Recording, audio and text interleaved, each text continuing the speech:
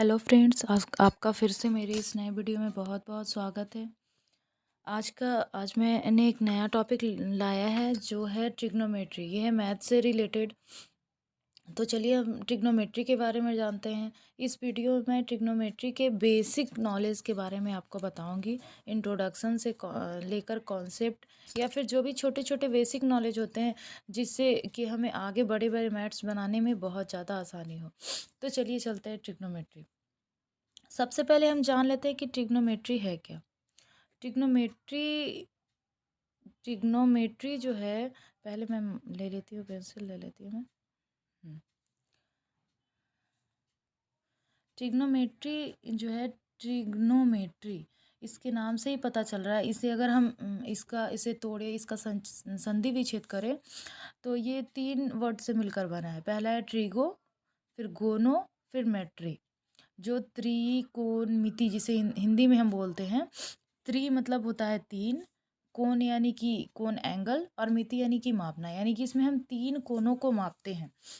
और इसमें जो इसका सबसे मेन फैक्ट होता है वो है कि इसमें एक बनता है, वो है समकोण त्रिभुज, जिसमें एक भुजा जो एक कोण जो होता है वो 90 डिग्री होता है। जैसे यहाँ पे आप देख रहे हैं ए बी सी जो है, हम मान लेते हैं ए बी सी जो है वो एक समकोण त्रिभुज है। तो ट्रिग्नोमेट्री वही होगा जहाँ पे एक कोण होगा वो 90 डिग्री होगा, यानी कि वो समकोण त्रिभुज होगा, जिसे इंग्लिश में हम बोलते हैं राइट एंगल ट्रायंगल। जिसका एक कोण जो है वो राइट एंगल ट्रायंगल होगा, वहीं पे हम ट्रिग्नोमेट्री का यूज़ करेंगे। ट्रिग्नोमेट्री ऐसा पार्ट है जिसके जरिए हम, जैसे ए बी सी मान लेते हैं, यहाँ पे ए बी मान लेते हैं कि ऊंचाई है, ठीक है, ए बी एक हम ले लेते हैं कि ए बी एक मीनार है। इसे हम सी बिंदु से मान लेते हैं, इस मीनार को हम घूमने गए और ये सी बिंदु पे हम खड़े हैं और मीनार को देख रहे हैं, ठीक है, ऐसे देख रहे हैं। तो ट्रिग्नोमेट्री के जरिए हम बिना मीनार को मापे हुए हम मीनार की ऊंचाई को निकाल सकते हैं। यहाँ पे ए बी, ये बी जो है वो 90 डिग्री का कोण बनेगा, और यहाँ से हम इसे देख रहे हैं, यहाँ पे भी एक कोण बनेगा। और इसके जरिए हम, बस ट्रिग्नोमेट्री ही ऐसा पार्ट है जिसके जरिए हम इसे बिना इसकी ऊंचाई को जाने हुए हम मीनार की ऊंचाई को ज्ञात कर सकते हैं, निकाल सकते हैं।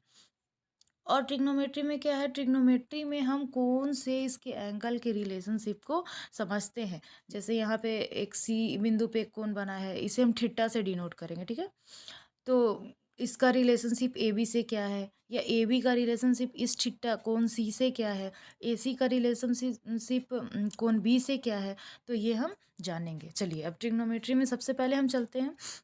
जैसा कि हम आपको यहाँ पे सब बनाया हुआ है, लेकिन अच्छी तरह से समझने के लिए मैं एक फिर से आप ड्रॉ कर लेती हूँ, ठीक है। ये हम बना लेते हैं हमारा राइट एंगल ट्रायंगल। ये हमारा हो गया राइट एंगल ट्रायंगल।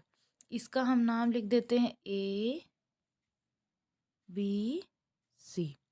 जहाँ पे बी जो है मैंने बताया ये राइट एंगल है, इसको बोलेंगे हम 90 डिग्री। ये सब कुछ यहाँ बनाया हुआ है।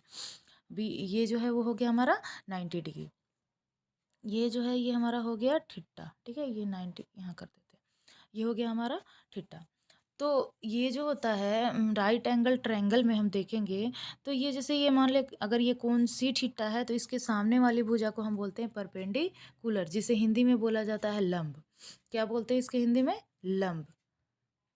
यानी कि थीटा का जो सामने वाला भुजा होता है उसे हम हिंदी में बोलते हैं लंब, या फिर इसे इंग्लिश में बोलते हैं परपेंडिकुलर, ठीक है। जैसे यहाँ ए बी भुजा जो है ये हो गया हमारा परपेंडिकुलर। फिर आ जाते हैं हम नीचे बी सी यानी कि बेस, जिसे हम बोलते हैं हिंदी में आधार। ए बी बी सी ये तो हो गया। अब इन दोनों के अलावा जो एक भुजा बच गया जिसे हम बोलते हैं ए सी, ये हो गया हमारा कर्ण, जिसे इंग्लिश में बोला जाता है हाइपोटेनस। इसे इंग्लिश में क्या बोला जाता है? हाइपोटेनस, जिसे हम एच से डोनेट करेंगे, इसे हम बी से करेंगे, और इसे हम पी से करेंगे। या फिर जो हिंदी से रिलेटेड होंगे स्टूडेंट, उनके लिए हिंदी में रहेगा परपेंडिकुलर यानी कि लंब हो गया, बेस यानी कि आधार हो गया, और एच यानी कि हाइपोटेनस यानी कि कर्ण हो गया। इसे आप अपने कॉपी पे अच्छी तरह से लिख लें ताकि अच्छी तरह से आप समझ सकें। हो गया। अब ये क्या है कि ये तो हमारा ABC।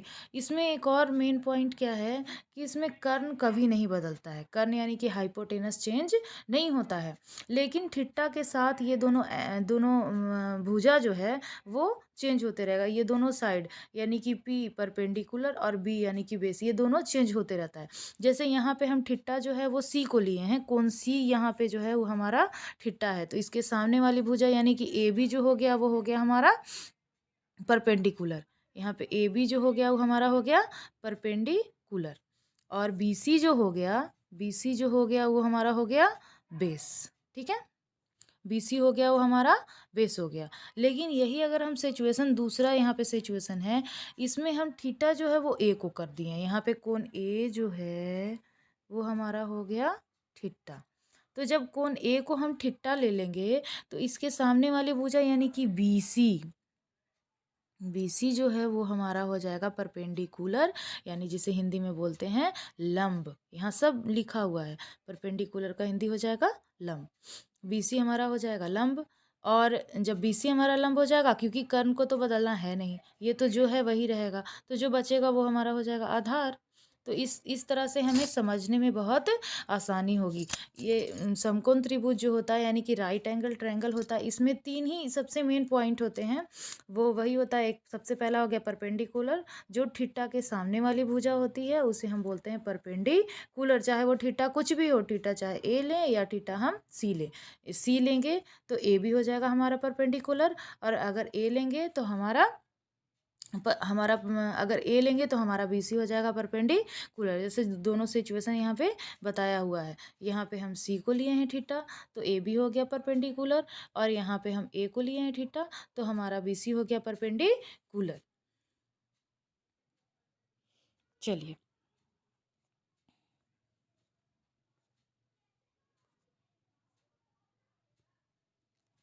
चलिए अब चलते हैं फिर से। तो अबर क्या है, अबर आ जाते हैं मेन पॉइंट्स में। तो ट्रिग्नोमेट्री जो होता है उसका 3 मेन पॉइंट्स होता है। सबसे पहला होता है साइन थीटा, दूसरा होता है कॉस थीटा, और तीसरा होता है टेन थीटा, जो यहाँ पे लाइन से लिखा हुआ है। आप इसे अपने कॉपी में नोट कर लें, फिर मैं उसे समझाते चलती हूँ। साइन थीटा जो होता है, sine theta, cos theta, tan theta, ये जो होता है इसका मेन रेशियो, यही तीनों जो होता है वो मेन होता है। इसके अलावा फिर एक होता है कॉसेक थीटा, एक होता है सेक थीटा, और एक होता है कॉट थीटा। तो साइन थीटा हम याद कर लेंगे, कॉस थीटा हम याद कर लेंगे, और टेन थीटा हम याद कर लेंगे।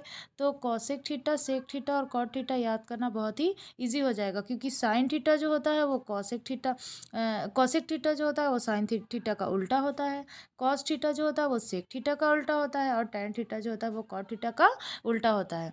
साइन का उल्टा कॉसेक, कॉस का उल्टा सेक, और टेन का उल्टा कॉट। बस याद कर लेना, आपको रट लेना है। Sine theta, cos theta, tan theta, sine का उल्टा कॉसेक, कॉस का उल्टा सेक, और टेन का उल्टा कॉट। हम वही सामने सामने सबको डोनेट कर दिए, जैसे डिनोट कर दिए। साइन थीटा का कॉसेक थीटा हो गया, कॉस थीटा का सेक थीटा हो गया, और टेन थीटा का कॉट थीटा हो गया।